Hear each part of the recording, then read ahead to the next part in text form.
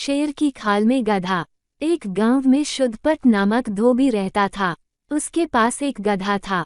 वो गधे से दिन भर बोझ लदवाता था, परंतु निर्धनता के कारण उसके खाने पीने की व्यवस्था नहीं कर पाता था। गधा इधर उधर घास चरकर अपना पेट भरा करता था। एक दिन जंगल में धोबी को एक मरे हुए शेर की खाल मिली।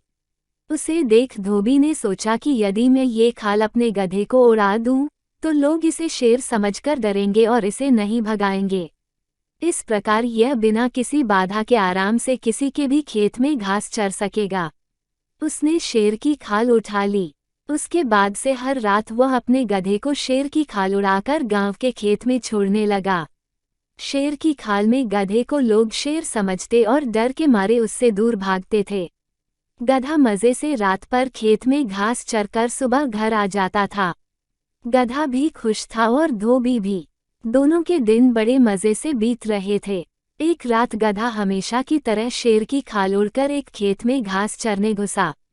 वह मजे से घास चर रहा था कि कहीं से उसे किसी अन्य गधे के रेंकने की आवाज सुनाई पड़ी।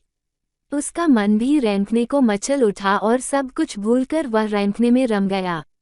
उसका रेंकना सुन खेत का मालिक सारी बात समझ गया।